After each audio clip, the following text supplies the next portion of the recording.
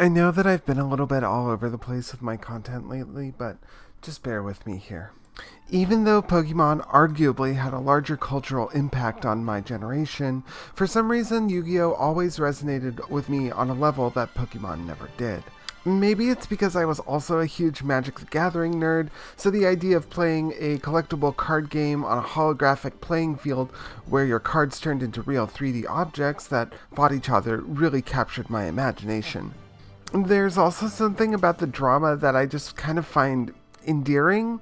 I don't know, it's like melodramatic, but almost in a soap opera fashion. I imagine it to be something really similar to whatever people get out of professional wrestling. Like, no, it's not real, but also, like, that's why it's fun. Over the years, there's been countless attempts to adapt Yu-Gi-Oh! The card game into video game formats, but that's not what we're here to talk to. No way, that's a little bit too boring for me. I want to talk about the weird shit. Which is to say that there have been a handful of attempts to make other gameplay styles with a Yu-Gi-Oh! Wrapper around them. Some of them are adaptations of games that pop up in the anime, and some of them are completely original creations. Guys, gals, and non-binary pals, I give you non-standard Yu-Gi-Oh! Games. As a disclaimer up front, I did a little bit of wiki diving to find these games and tried to get all the ones that I could, but if I missed any, apologies. Having more than 2 tabs of the Yu-Gi-Oh! Wikia open basically crashes my computer, so it was really slow going and I could really only go off of descriptions anyway. But with that said, let's get into it. The first game on our list is Yu-Gi-Oh! Destiny Board Traveler on the GBA, and boy is this one a stinker. Basically, the gist of the game is that it's a Mario Party styled board game where you go around the board, interact with different squares, and try and win as many victory points to win the entire game. The problem is that instead of being a minigame collection, they've replaced the minigame function with a really basic and not very interesting card battling feature in order to claim squares and gain victory points. There are a few points in its favor in the sense that you get a pretty wide handful of characters to choose from, and each character does have like a special ability that they can do that caters to a specific play style, which is, I suppose, more that you can say for the character delineation in Mario Party games, but unfortunately after that, basically everything sucks. The way it works is you draw cards and assign them to a dice. If the card comes up on the dice roll, you move its star value, and if there's a card on the space that you land, you fight it with your card. If you win, you put that monster card down on the square and continue to move. You get victory points equal to the amount of star value for the card that you place down. The first character to a certain amount of victory points wins the board.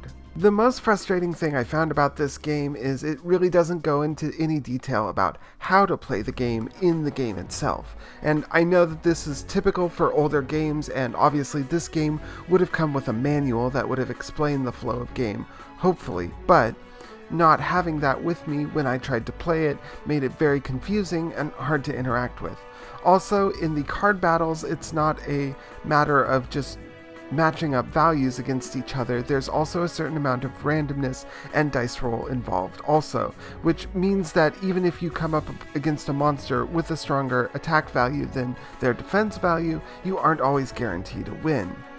I spent about half an hour playing a couple rounds with the CPUs and was roundly trounced every time, and I couldn't really see a way to play the game better. I suppose I could see this being more fun to play if you had other people with you, and to be fair, on the Game Boy Advance, you could connect up other consoles with the link cable and play with 4 other real players. However, as a single player experience, this was excruciatingly dull. I don't even recommend this as a oddity.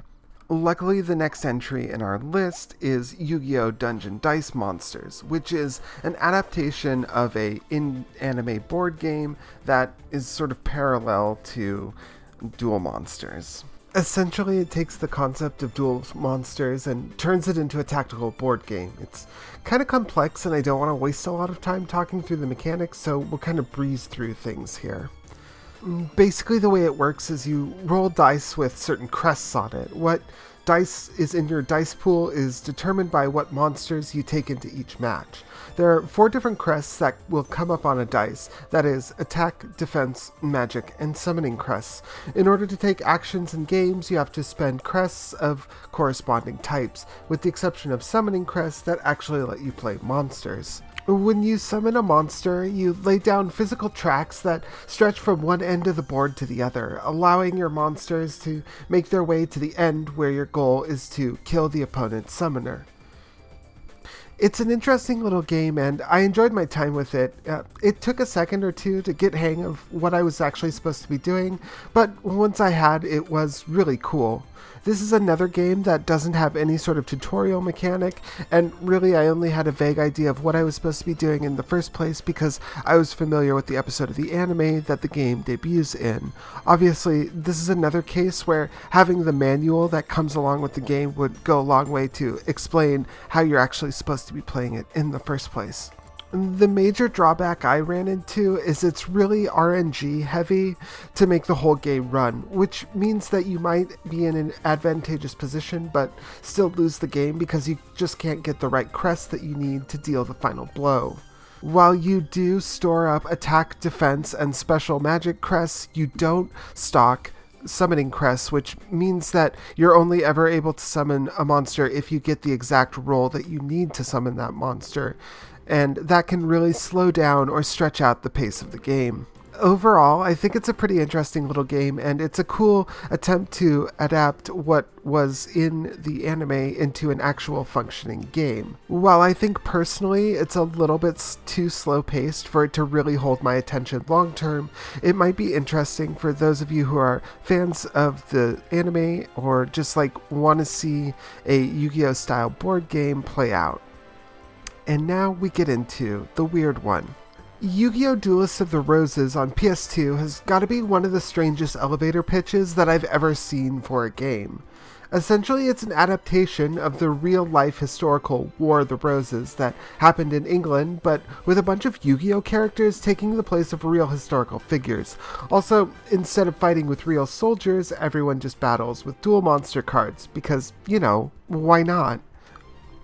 Mostly it's the plot and the setting of this game that make it really interesting.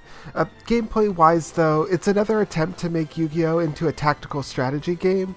You have a deck commander that summons cards out onto the field and takes turns moving like in a tactics game. It still retains the attack and defense position mechanics as well.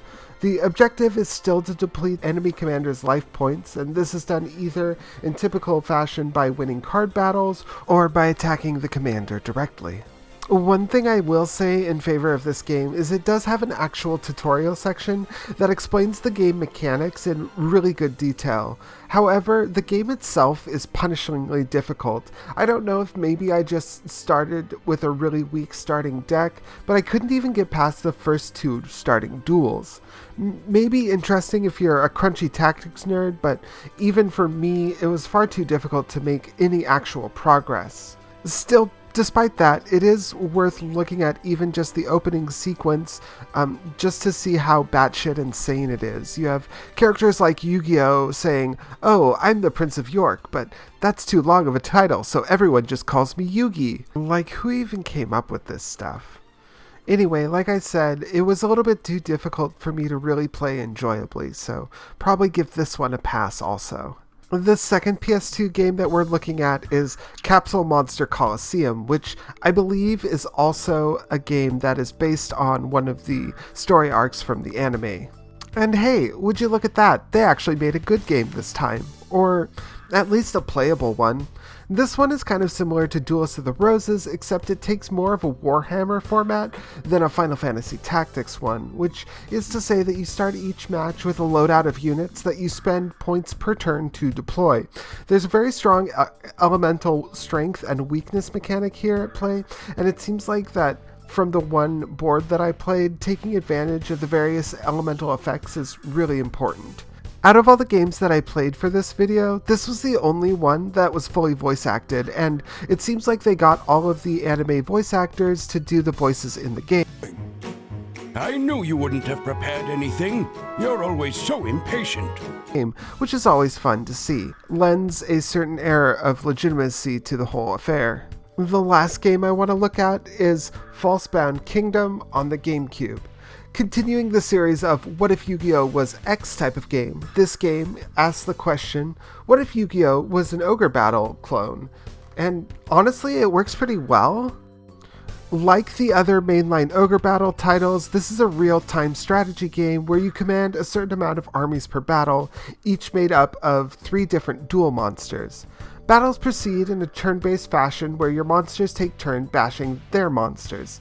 There's a little bit of tactics at play here because some of the monsters have different amounts of turns that they can take per battle sequence, so sometimes you need to make tactical choices about who you're targeting or whether or not you want to actually attack or defend. While this one is an interesting proof of concept, I think it actually plays out a little bit too simplistically to be engaging. While the implementation of the Ogre Battle mechanics are solid enough, the enemy AI is surprisingly simple and doesn't really know who or what they should be targeting. Basically, battle strategy boils down to focus on their weakest monsters and kill the shit out of it.